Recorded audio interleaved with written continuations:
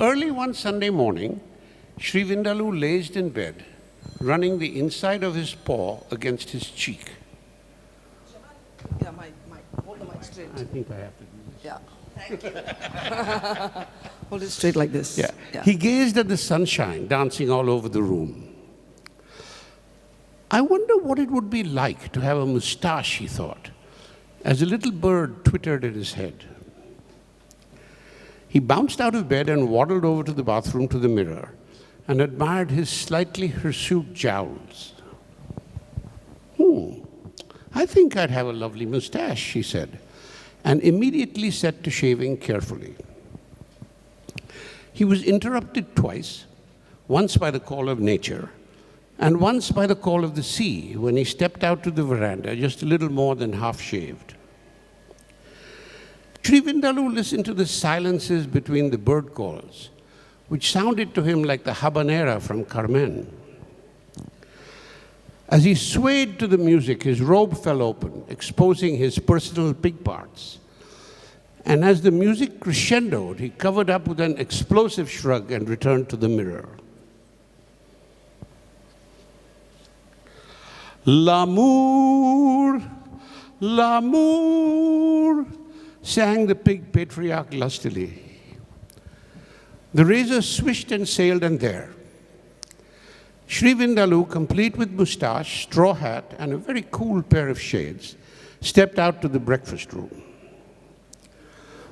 A pretty little pig maiden was laying his breakfast on the table. "Good morning, Shri Vindaloo," she said. "Isn't it a glorious day, Ramona?" said the patriarch, smiling all across his beaming face.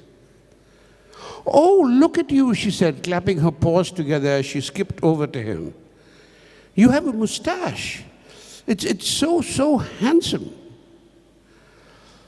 "And, Shri Vindaloo, my mama's in town, and Lola Flores."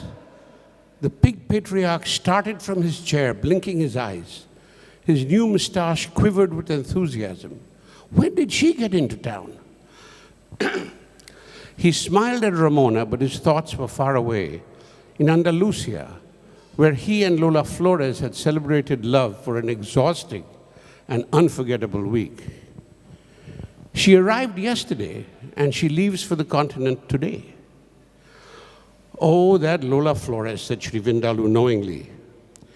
He gathered his cane and twirled his moustache. "I must be off.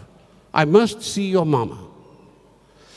He planted a delicious little air kiss on her forehead and did a funny little tap shuffle, his hooves clattering expertly on the earth floor. "Lola Flores, the pig queen of the tango," he said dramatically. And with an Argentine flourish, he was out on the street.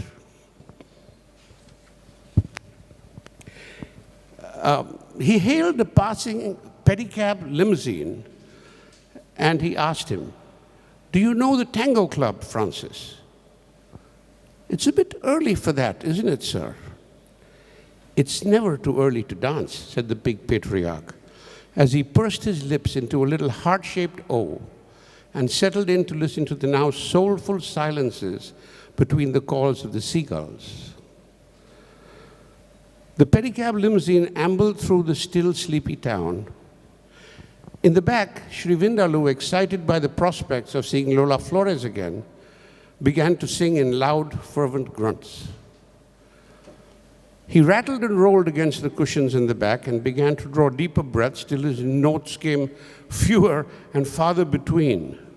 "Stop," he grunted as loudly as he could, for they had almost sped by the Tango Club, which looked like it was just stirring from Saturday night, yawning, stretching a bit, reaching for the feni and orange juice. With a funny little skip, Shri Vindaloo thanked the young pig and disappeared under the neon sign. The music was still playing, of course, and there was a tired couple still on the floor. Shri Vindaloo blinked slightly, his eyes getting used to the delicious smoke. There was a little breeze blowing beside him. He turned his large head slowly, and there she was, Lola Flores. Like some pig version of paradise, She was smiling and laughing and smoking a cigarette in a long holder all at the same time. "Shall we dance?" said the pig patriarch gallantly. The orchestra struck up Kiss of Fire, and they glided onto the floor, swaying and trotting in such a tumultuous way that even the cadaverous waiters stopped doing nothing and watched. "I'm glad you came this morning, Liebling," for that's what she always called him. "I leave for Paris in an hour." "Ah, Lola Flores," said Shri Vindaloo, as she threw her head back, her lissom neck rippling before his face. "Soon, Liebling, soon," she whispered to him in her throaty voice when the music stopped. "Soon we will dance across Europe again." "Ah, Lola Flores," said Shri Vindaloo. "It won't be long now," she said, once again the twinkling pig star of international stage and screen. She brushed her pretty snout across his moustache and, calling for her retinue of bags and bouquets, swept out of the club. Shri Vindaloo sat at the empty chair by the dance floor, smiling dreamily. Suddenly, he got up and strode into the dressing room. "Antonio," he called out, "could you please shave off my moustache?"